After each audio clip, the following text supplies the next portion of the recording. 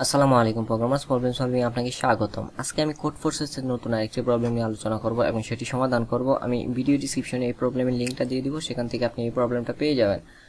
আজকের প্রবলেমটা হচ্ছে is your horse shoe on the other hoof. তো এই প্রবলেমের শুরুতে একজন ব্যক্তির নাম বলা হয়েছে, উনি হচ্ছে বেলেরা তার বন্ধুদের সাথে একটি পার্টিতে যাচ্ছে। তো পার্টিতে যাওয়ার আগে তার মনে হলো তার যে হর্স আছে সেই হর্স শুগুলো যেন ডিফারেন্ট কালারের হয়। তো তার কাছে ডিফারেন্ট কালারের হর্স শু ছিল, বাট গত বছর অনেকগুলো ফেলে দিছে, যার কারণে তার কাছে যে হর্স শুগুলো আছে সেগুলোর অনেকগুলোর কালার সেম হয়ে গেছে, যার কারণে চারটা ভিন্ন ভিন্ন হর্স শুর কালার হওয়ার কথা ছিল সেটা হচ্ছে না। তো সে চিন্তা করলো সে দোকান থেকে তার প্রয়োজনীয় হর্স শুগুলো সে কিনে নেবে। আমাদেরকে যে কাজটা করতে হবে, আমাদেরকে ডিটারমাইন করতে হবে সর্বনিম্ন কতগুলো হর্স শু কিনতে হবে যার কারণে ভিন্ন ভিন্ন কালারের হর্স শু হবে।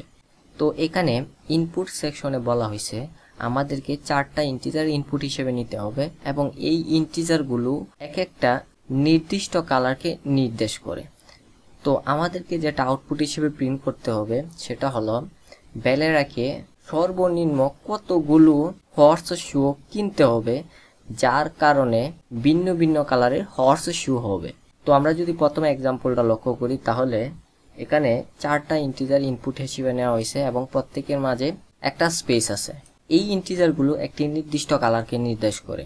ধরুন 1 নির্দেশ করে লাল কালারকে, 7 নির্দেশ করে নীল কালারকে, 3 নির্দেশ করে সবুজ কালারকে এবং এই 3 নির্দেশ করে সবুজ কালারকে।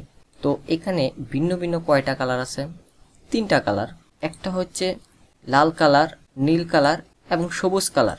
যেহেতু এখানে সবুজ কালারের 2টা হর্স শু আছে সেহেতু বেলেরা এখান থেকে একটা শু নেবে।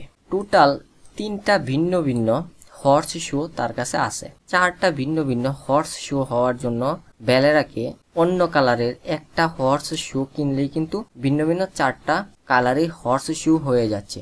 এই জন্য এখানে আউটপুট হিসেবে প্রিন্ট করা হয়েছে 1। তো 2 নাম্বার এক্সাম্পলে এখানে 4টা ইন্টিজার নেওয়া হয়েছে এবং 4টা ইন্টিজারই হচ্ছে 7। তো এই ইন্টিজারগুলো একটা নির্দিষ্ট কালারকে নির্দেশ করে। যেহেতু এখানে 4টাই 7 সেহেতু এই 4টা ইন্টিজারই একটা নির্দিষ্ট কালারকে নির্দেশ করে। ধরে নেই যদি 7 লাল কালারকে নির্দেশ করে তাহলে এখানে 4টা লাল কালারের হর্স শু আছে। তো ভিন্ন ভিন্ন 4টা হর্স শু হওয়ার জন্য তার আর কয়টা হর্স শু লাগবে? তার কাছে লাল কালারের 4টা আছে, সে লাল কালার থেকে একটা নিবে এবং 4টা হর্স শু হওয়ার জন্য তাকে আরো 3 কালারের 3টা হর্স শু তাকে দোকান থেকে কিনতে হবে। এই জন্য এখানে আউটপুট হিসেবে প্রিন্ট করা হয়েছে 3। তো এই হচ্ছে এই প্রবলেমের সার্বিক আলোচনা। যদি আপনারা প্রবলেমটা বুঝে থাকেন তাহলে নিজে নিজে সমাধান করার চেষ্টা করেন। আমি ভিডিওর পরবর্তী অংশে এই প্রবলেমের সমাধান নিয়ে আলোচনা করব। আপনারা যারা প্রবলেমটা সমাধান করতে পারছেন আপনাদেরকে অসংখ্য ধন্যবাদ, আর যারা সমাধান করতে পারেন নাই তারা আমার সাথে কন্টিনিউ করেন। তো আমাদেরকে শুরুতে 4টা ইন্টিজার ইনপুট হিসেবে নিতে হবে, সেই জন্য আমাদেরকে 4টা ভেরিয়েবল ডিক্লেয়ার করতে হবে। তো আমি শুরুতে 4টা ভেরিয়েবল ডিক্লেয়ার করে নিচ্ছি। আমি ভেরিয়েবল 4টার নাম দিব এ বি সি ডি। আমরা এখানে 4টা ইন্টিজার পেয়ে গেলাম এবং এই 4টা ইন্টিজার 4টা কালার নির্দেশ করে। যদি 4টা ইন্টিজারই 4টা ভিন্ন ভিন্ন কালারকে নির্দেশ করে তাহলে বেলেরাকে আর নতুন করে কোনো হর্স শু কেনার প্রয়োজন নাই। কিন্তু এর মধ্যে যদি কালারের কমন থাকে তাহলে বেলেরাকে অবশ্যই হর্স শু কিনতে হবে। তো আমাদেরকে খুঁজে বের করতে হবে যে বেলেরাকে সর্বনিম্ন কতগুলো হর্স শু কিনতে হবে যাতে হর্স শুর কালার ভিন্ন ভিন্ন হয়। এই কাজটা আমি সহজে করার জন্য আমি সেটকে নিয়ে নিব এবং যার টাইপ হবে ইন্টিজার এবং আমি এই সেটের নাম দিচ্ছি এস এবং এই সেটের ইনিশিয়াল ভ্যালুগুলো হবে এ বি সি এবং ডি। আমি এই সেট নেওয়ার কারণ হচ্ছে সেট সবসময় যে কাজটা করে সেট ইউনিক ভ্যালুগুলোকে স্টোর করে। যদি আমরা প্রথম এক্সাম্পলটা লক্ষ্য করি তাহলে এই 4টা ইন্টিজার থেকে সেট কোন কোন ভ্যালুগুলোকে স্টোর করবে?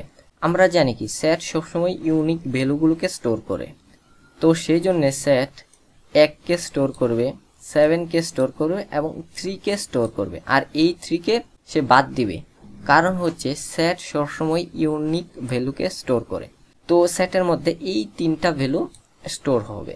তো এখন যদি আমরা সর্বনিম্ন কতগুলো হর্সশুর প্রয়োজন সেটা যদি আমরা বের করতে যাই, তাহলে 4 থেকে সেটের সাইজ বিয়োগ করি, তাহলে কিন্তু আমরা রেজাল্টটা পেয়ে যাচ্ছি। এক্ষেত্রে কিন্তু সেটের সাইজ হচ্ছে 3, কারণ সে 3টা এলিমেন্ট স্টোর করছে।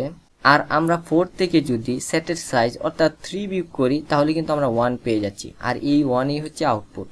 দ্বিতীয় এক্সাম্পলের ক্ষেত্রে সেট শুধুমাত্র এখান থেকে একটা ভ্যালু স্টোর করবে, আর বাকি 3টা ভ্যালু সে বাদ দিবে, কারণ হচ্ছে সেট সবসময় ইউনিক ভ্যালুকে স্টোর করে। তো সেটের মধ্যে একটা মাত্র ইন্টিজার থাকবে, তাহলে সেটের সাইজ কত হচ্ছে 1।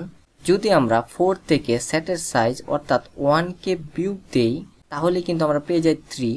তো আমরা জাস্ট যে কাজটা করব, 3 আউট 4 থেকে আমরা বিয়োগ করে দিব আমাদের যে সেট তৈরি করছিলাম এস, সেটার সাইজটা বিয়োগ করে দিব। বিয়োগ করে দিলেই ভিন্ন ভিন্ন হর্স শুজ হওয়ার জন্য যতগুলো সর্বনিম্ন হর্স শুজের প্রয়োজন সেটা আমরা পেয়ে যাব।